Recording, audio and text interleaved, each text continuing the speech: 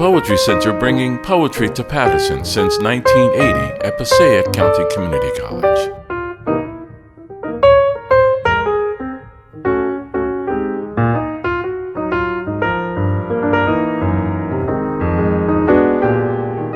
Hi, everyone. I'm pleased to welcome you here to the Distinguished Poets Series on Zoom.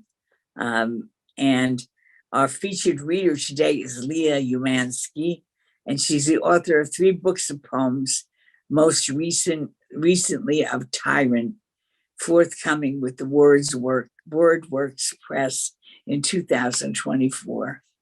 She earned her MFA in poetry at Sarah Lawrence College and has curated and hosted the Couplet Reading Series in New York City since 2011. Her creative work has appeared or is forthcoming in such places as the New York Times, Poetry, the Bennington Review, the Academy of American Poets, Poem a Day, Guest House, and Pelagia. She can be found at www.leahumansky.com. And let's give her a round of applause, even if we only can do it silently. Let's welcome the amazing Leah Umansky. Aw, thank you so much, Maria. That was beautiful. That means a lot to me. Thank you everyone for being here, even though it's weird not knowing who's here and who's not here. We should be used to that by now, right? I'm just going to set a timer. So I'm going to read a couple of, lots of different poems for you from a lot of different sources. I'm going to start with a poem from The Barbarous Century, which is my last book of poems. And it's called A Real Poem. It's written in 5 parts. A real poem. 1. In love, there are times where unprecedented things happen. I'll just say it here. I've never been to battle, but I battle every day. We speak apart. Studies show this. We speak apart as we are made of parts. We are partly made of mothers. 2. There's only 2 moments in a life, but I don't want to talk about authority. I know there's no expiration date. 3. The great bird of me is on guard. The great bird of me is discovering the floor and the ceiling of this life. I am not endorsing dramatics. I am merely stating the obvious. Everything comes down to power. 4. I'm not interested in conquest, but in value. We can decide the way we are spoken to. I am deciding it now. 5. I can hear hope everywhere. Poetry is lonely times, but poetry is also language and also social. It is about personhood. I choose sound. It is a way to enter. It is a way. So that's a poem, thank you, that really matters to me because it's also an ars poetica, meaning it's a poem about writing poems. Okay, let me open up my Google Doc. All right, so like I said, I'm going to be reading a couple of different poems. My next book of poems, like Maria so kindly said, is called Of Tyrants. It's coming out next year, which is so exciting now that it's 2023. I get to say next year with the WordWorks, and I'm super excited about it. It's very much steeped in politics and in tyranny. So I figure the way I kind of made this lineup for today is to kind of move from the darkness into the light. So I'm going to read a couple poems from Of Tyrant now. This first poem is called Burn. Burn. So this is what it is like to live in the dark, where hate is the only fuel to light the darkness which darkens its dark with hate, the darkness which is darkening now. It is unbearable to not see the way it jags its mouth, spitting its tar. No starry night, no beacon of light, no, no, no, no. This pin is stuck in the root of my hope. This storm of coal blacks out the sun. This seed of hate shreds the radiant, shreds the joy. This is what hatred is. It's greed seething for us all. And I think I have 2 more poems for you from Of Tyrant. This is called The Other Side of Hatred. The other side of hatred is innocence and good. Reset is a point of enough, a fault of fallible. This armor is a doorway of darkness, holding back light, is a lick away from logic, a loneliness farther and deeper than a startle. I am startled, I am spun and startling. You thief, you liar, you sheep, you hedge of darkness, the sting is in your haze, your gaze, your contemptible rage. You foul, you sty, you splint, its design, its eyeless child. Give me that hope. I will fill it with more light, good, peace, story, sisterhood, reset, reset, reset, reset, reset, then love. All right. And this is going to be the last one from Of Tyrants. This is a poem towards the end of the book, and it also references King Lear. Alternate ending of The Tyrant. In an alternate version of King Lear, written after Shakespeare's death, Cordelia dies in her father's arms, and then Lear is hanged. No rights are wronged, no savior is found. Wrong begets wrong. Betrayal begets betrayal. In an alternate ending of this life, the tyrant falls in a swift, a swoop, in a spoon's width away from comedy. In this ending, the tyrant gradually falls to pieces. Circuits fail, edges crack, and hinges bust. The tyrant frails. His hands are already taken. In one hand lies all the evil deeds, and in the other, all the cries of the people. All the Americans, all of those people he tried to separate, nullify, procure, all those beautiful people he mined against one another, who he propped up with his puppetry, and from whom he mystified the truth. Those are the ones leading the fray. Lie by lie, layer by layer, the tyrant falls to the earth, and there is no burial song, no choir leading the audience in prayer. Death is death. It is a certainty. We all die. And here the tyrant is without his hands. And here he is now without his tongue, without his voice, and without his hearing. He falls and falls and falls. No one pities him, and no one cries. In this alternate ending, the need to feel fades. Victory triumphs. Freedom triumphs. Peace triumphs. Love triumphs. In this alternate ending, his ashes become a stone, and the stone is buried in the dirt, captured in the dank and the dark and in the damp of eternity. The tyrant is just that, a pebble beneath the surface, one we know is always there, always there, always. And that poem is a prose poem, which I like to say because it's very condensed and uses a lot of repetition, as I'm sure you could hear. Okay. And thank you again, everyone, for being here today. I'm going to read a couple new poems for you. All right. This is a brand new poem inspired by the Hopper exhibit that's on now at the Whitney. And it's really beautiful. If you are in New York City or close to New York City, check it out. It's really great. And it's a poem in, 4 parts. Wonder City. 1. Consider what it would be like if you weren't in control. It would look a little like surrender or like discovery. I am enjoying the uncovering of all the pieces, the way things fit and align, the nature of space and of time. I choose to see the wonder, to see all that is wonderful. The other day, I saw a woman on West 72nd Street run across the crosswalk into the arms of her boyfriend, and it was wonderful. And for the first time in years, I didn't flinch. I reveled in her joy. I smiled and felt something shift inside me.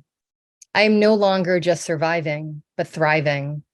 I don't know the destination for once, and that is okay. This is a city of wonder, a wonder city. 2. This is a city of wonder, a wonder city, and there are so many of us wandering around. Yesterday, a custodian at work told me I am one of the most beautiful teachers at school. I thanked him. I smiled. I joked about it later with my mother saying, but who is the most beautiful one? And we both laughed and laughed. Leah, she said, you are a beautiful woman and you have a heart of gold. And I thanked her too, thinking, how many daughters are this lucky to have a mother who says such things? How many women are this lucky? 3. How many women are this lucky? I don't know, but I am enthralled. I am in the throes of giddiness. I'm thrilled and thriving. I feel full for the first time in years, full with such gratitude and joy, for it is all true. The stars do align. There is such wonder in this world if we let ourselves see it. And I've stopped trying to control everything. There are so many questions, so many pauses, and so many concerns in a day, in a moment, in a life. Yet it is the heart that does the real searching, isn't it? 4. It's the heart that does the real searching, isn't it? The heart that sees through the early morning dark, the late evening light.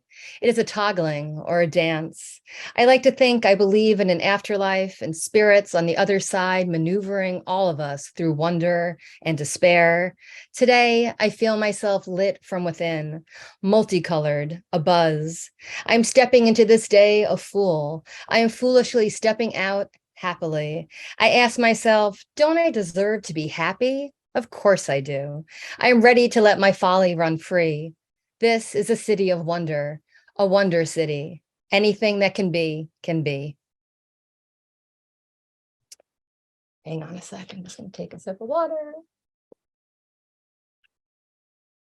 Always so weird seeing people do that. All right, so I'm going to switch over to some poems inspired by pop culture.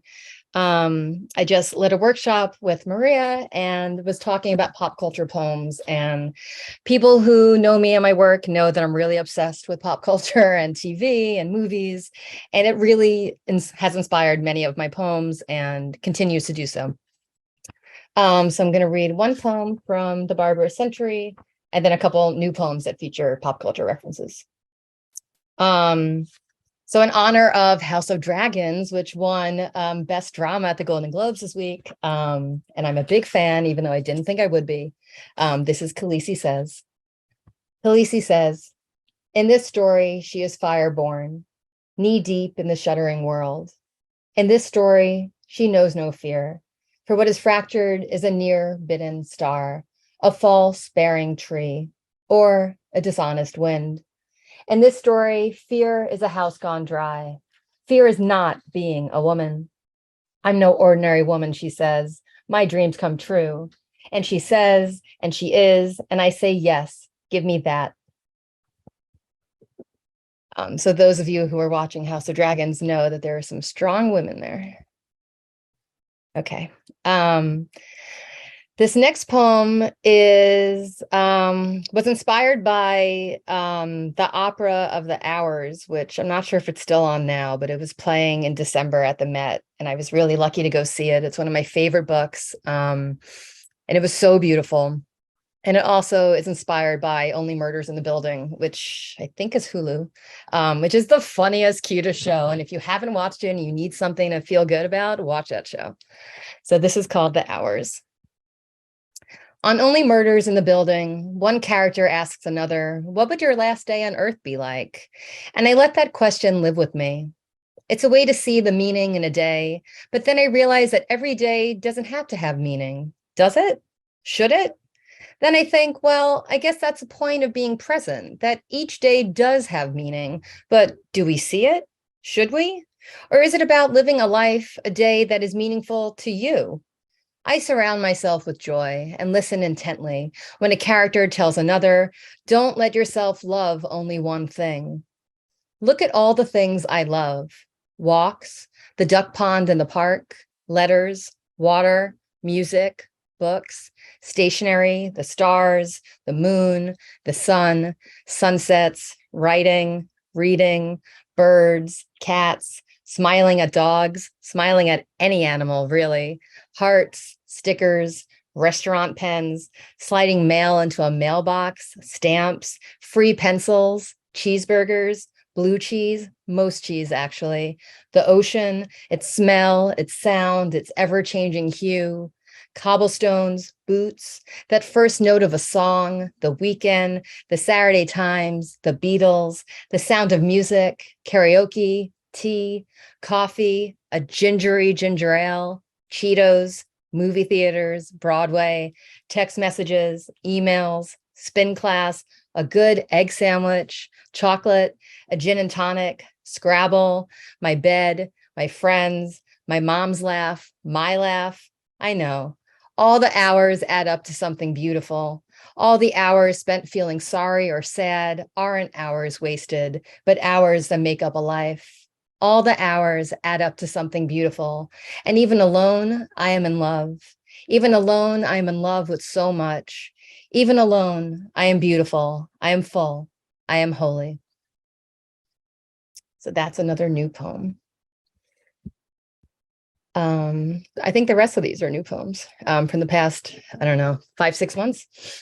This is a poem called Say Yes, which actually is coming out in the Paterson Literary Review sometime, I think, this year. Thank you, Maria. It's inspired by the Elliott Smith song. Say yes. I am a hopeless gardener. I garden the heart and around the heart. I am good at finding my joy one sprig at a time. If I can invent a person to be another I wouldn't. I like the I that's strung between the magnificent tension of days.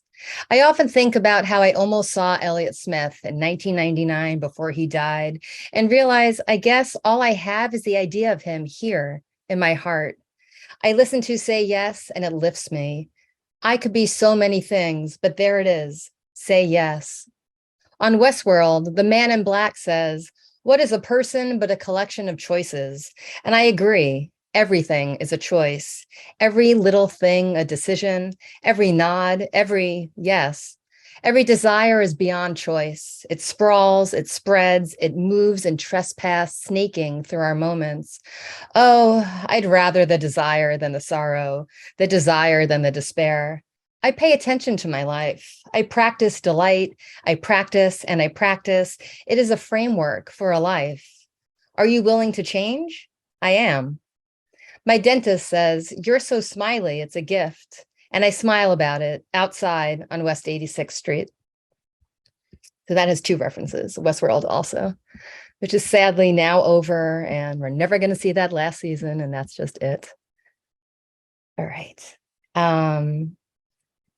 This is another new one called Lullaby. And it was inspired by the Stephanie Burt episode of Poetry Unbound from the last season, which if you haven't heard, you have to hear it. It's great.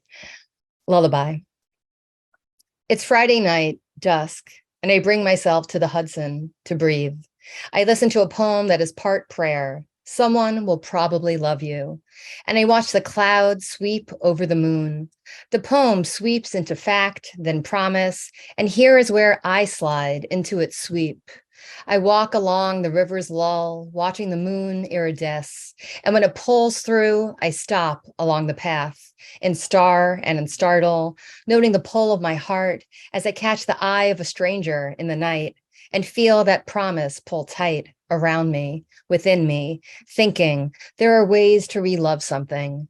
And I replay the poem, and then I replay the poem of my life, the story I tell myself, but this time a little differently. My whole life, I wanted rapture, rupture, this and that. But the story is, I am more than my wants. I am the moon full with light, in song and in sight, with its knowing that time is just time. It is just time. It is just time.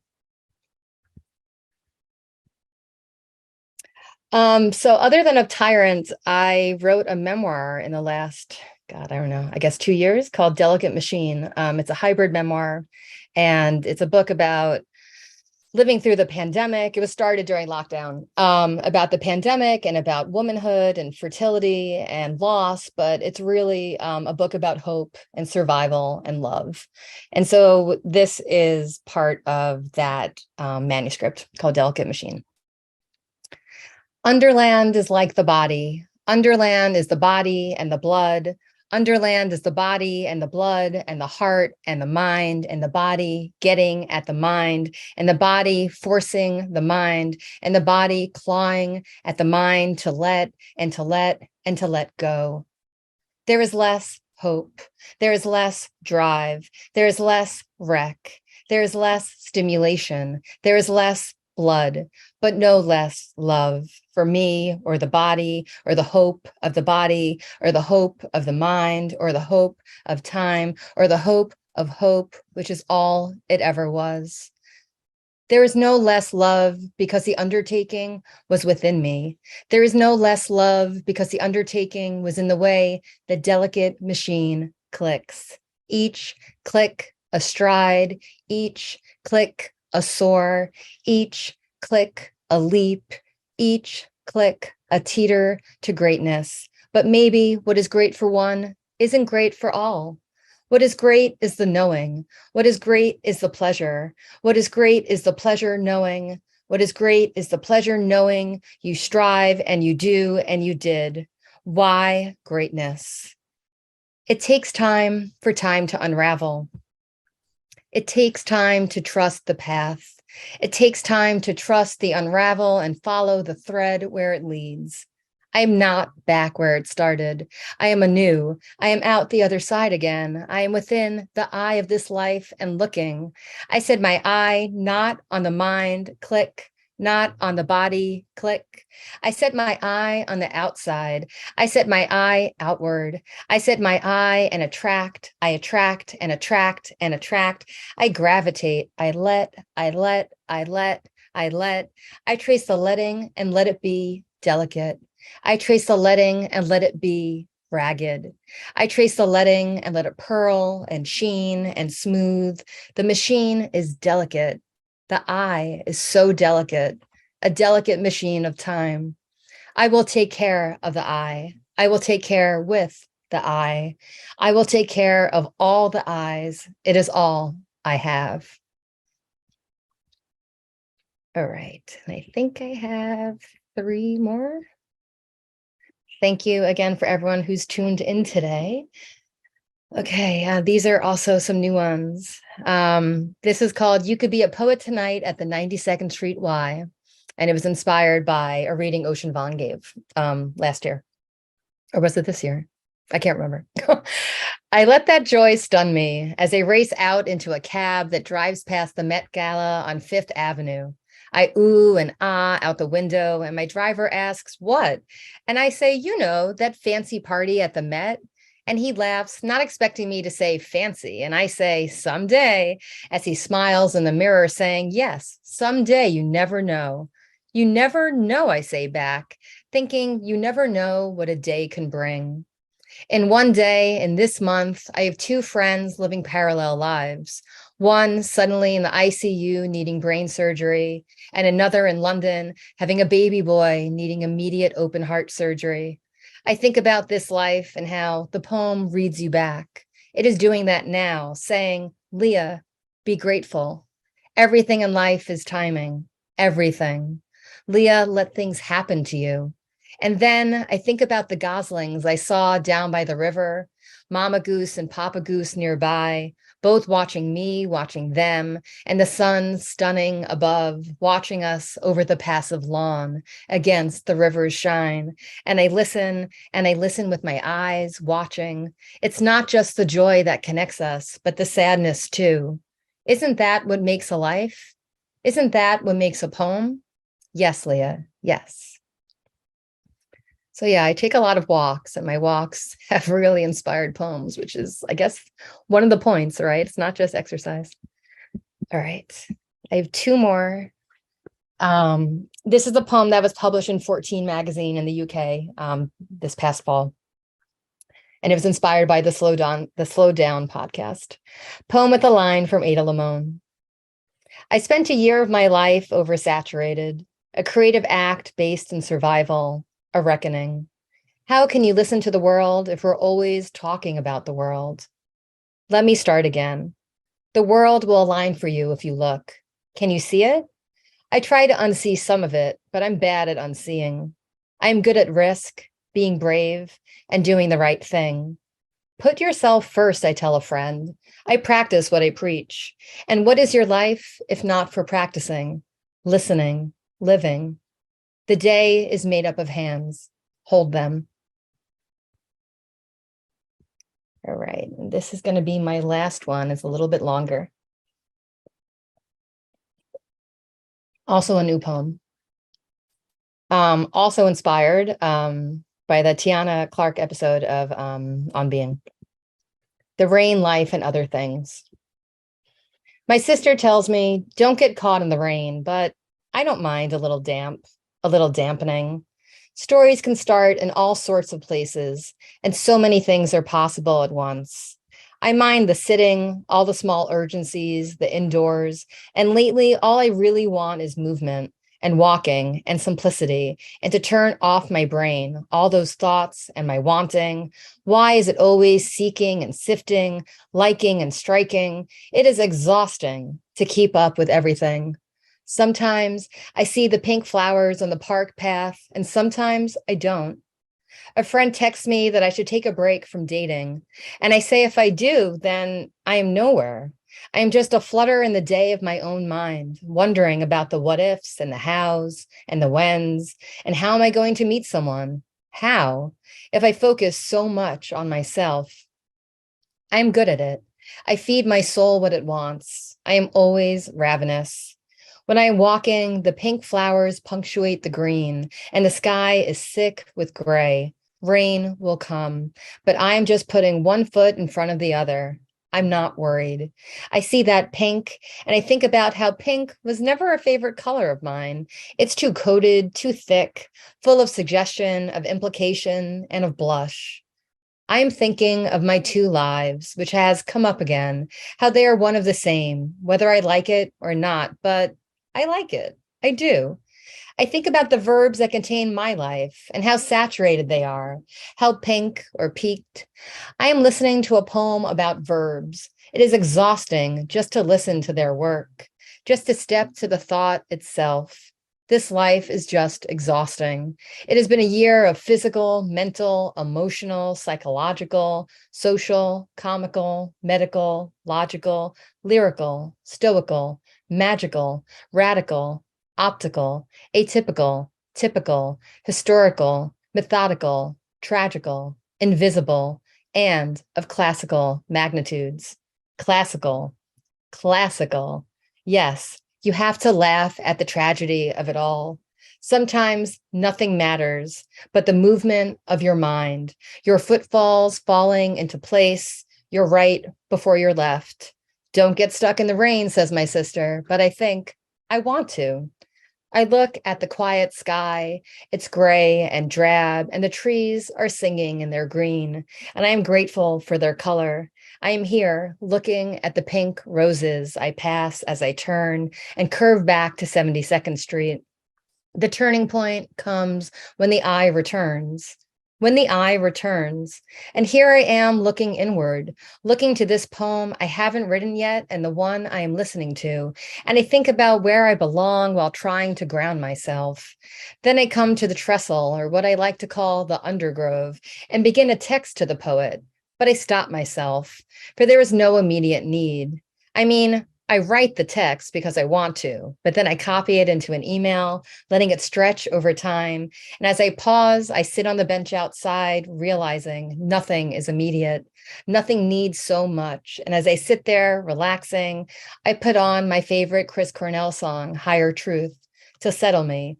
And when I look up from my phone, I am suddenly part witness. There is a chorus line of 10 runners on the bench opposite me, all in workout clothes, stretching in unison in front of the pink roses, all in sync like a dance. It is a public choreography. Right ankle over the left knee, 2, 3, 4, then left ankle over the right, 2, 3, 4.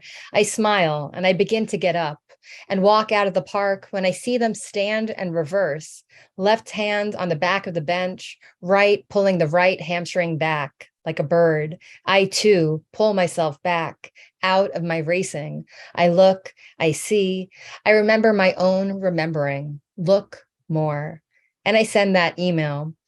I think to myself, you never regret a walk. And I take a photo of those pink flowers, so thirsty for breath, for my breath.